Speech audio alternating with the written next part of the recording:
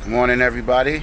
This is A Marvelous, and I'm back with another video. Today is June 8th, 2016, Wednesday, and today's topic is going to be about real estate. I have a lot of people that come up to me, clients, people that I hand my business card to, people that I interact with socially, and a lot of people, they want to get into real estate, but they don't know how. They only know the conventional way. So this is a brief video that really, no matter where you're at, I'm in New York, but no matter where you're at, you can get started in real estate practically. Not too much theory, something that you could put in. It's a lot of legwork, but if you don't have that much resources, you can definitely get started. But before I do, I would like to support our sponsor, future sponsor, should I say, OJC, Organic Juice Cleanse. For those that don't have time to juice and you're on the go, this is a wonderful product. It has all the fiber in it. You don't lose a lot of it like when you do juicing. It's clean vegetables, not dirty vegetables, because most of the vegetables that you use are extremely dirty through pesticides and the process of going from place to place. So, they filter that out, clean it out, and this is a very excellent product, so I definitely recommend it. OJC from Purity Products, Organic Juice Cleanse.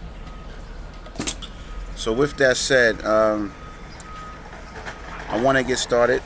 I'm going to make it very simple. No matter where you're at, every place that you're at has a culture with real estate. So even if you're familiar with one area, each area is different. I learned that when I was in Florida. Had a lot of success in real estate in DC. Moved to Florida, thought I would use the same tactics, and it didn't go too well. So I actually had to relearn real estate through the eyes of what it was like to do real estate in Florida. So that taught me a lesson that wherever you are, you have to learn the culture, because the landscape of your location changes whatever you know about real estate. And you have to, pretty much operate according to the laws of the land, when in Rome type of thing. So that's important. Understand the culture of where you're at. So if you're looking to get into it and you're a beginner and you want to, pretty much get into it and you don't have that much resources, the first step obviously is to get a circle of investors. That's step one. You want to have your investors lined up, because if a deal falls in your lap, the last thing you want to do is scramble for investors, trying to convince them that you have something valuable. Meanwhile, you have a distressed owner that's, the clock is ticking and you have to make other moves. So you definitely want to line up your investors. That's important. And of course, I offer consultations and things like that. If you have trouble lining them up, I have different packages in which I can assist you no matter where you're at. Step two is that you have to get a list. There's many places to get a list. Some locations, they have specific databases in which you can get lists. You could purchase lists, or your city government has a database or composite of properties. Now, the thing is, I don't know if those databases have a list of foreclosures or any kind of distress type of bankruptcy or things of that nature. But that's step two. And in my consultations, I outline specifically how to get it no matter where you're at, how to get the buyers, and then how to get the list, because the list is very important. The list is going to show you by zip code how many foreclosures and distressed properties are in your location. So all of this is practical. This isn't like TV wizardry. This is applicable things that you can actually do to kind of get a deal pushed forward. Now, in this climate, it's kind of difficult because everything is so consolidated after the crash. But, that consolidation is kind of fading now because another crash is coming, in my opinion. So, it's going to ease up a little bit. So step one is to definitely line up investors. I suggest about 10, minimum 5, because some are just going to be a waste of your time and too cheap. And that's going to leave you with enough investors to where you can get busy. Step two is to get a list. In my consultations, I definitely outline specifically where to get the list, how to sift through the list, and how to contact different sources for the right list. Step 3 is once you have the list and the buyers, is you now have to track down the homeowner, because 10 to 1, the list that you get, no matter how thorough, it's not going to have the phone numbers. So therefore, you have to, resort to door knocking, which is effective if the resident or the person that owns the home lives there. But it's not effective if the person has abandoned the property or they have moved out or there's tenants there. So step 3 is contacting the homeowner, and in the consultations I go over how to contact it, even if you don't have a phone number, even if the owner doesn't live at the property.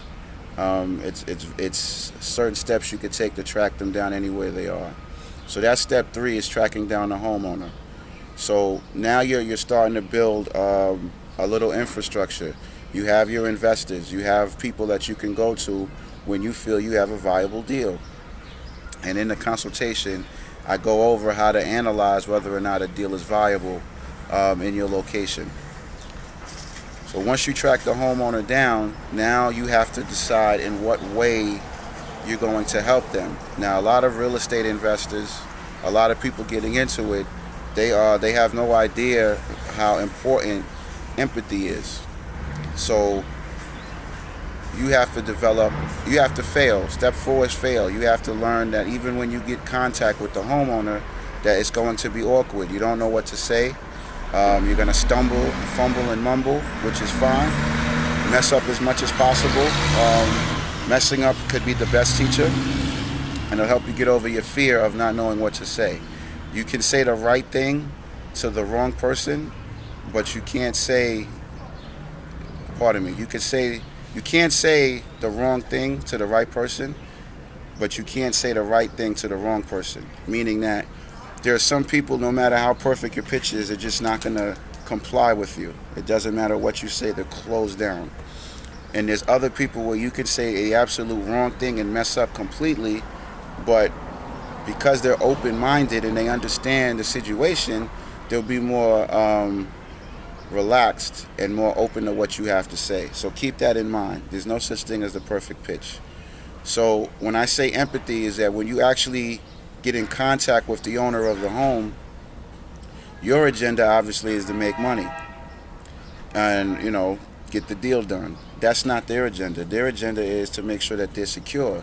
They're in a position of losing their home, so they're not thinking about you making money. And they have a lot of predators out there that know that they're in distressed situations, and they get bombarded with tons of letters, tons of calls, and knocks on the door.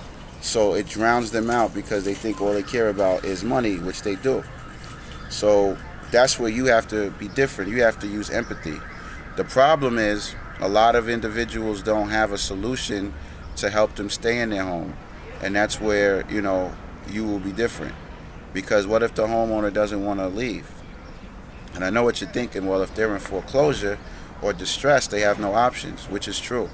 But you're dealing with people's homes and people's livelihoods, and what's logical doesn't always add up, So sometimes they're delusional, and sometimes they're just in denial that they can't let go of something that was their prized possession.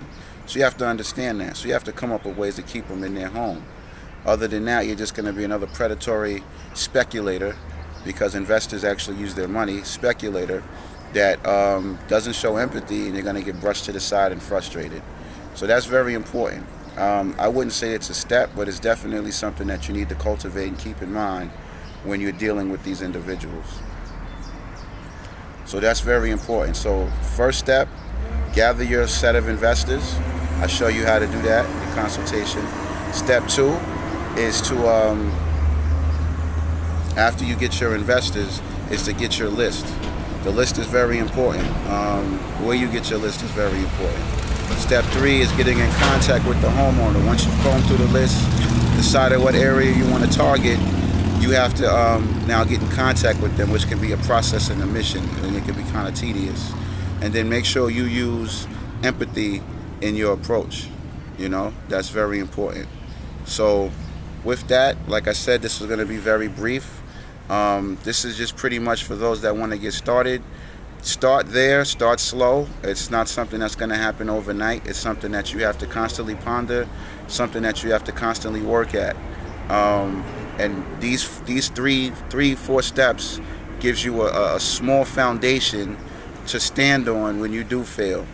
And in another video, I'll get into the actual deal structure and things like that. And in a consultation, I go from A to Z, how to do it, all the moving parts. I tailor it to your neighborhood. I tailor it to your location. It doesn't matter where you're at. And in the consultation, we learn the culture.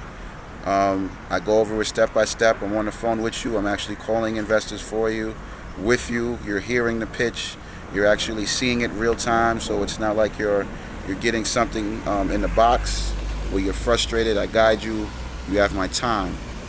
So with that said, subscribe below. In the details, in the description box, I'll have a little bit more details. And any questions, comments, or inquiries, feel free to let me know. Share your thoughts and opinion. And thank you for your time, because time is one of the few things that you can't ever get back. Peace.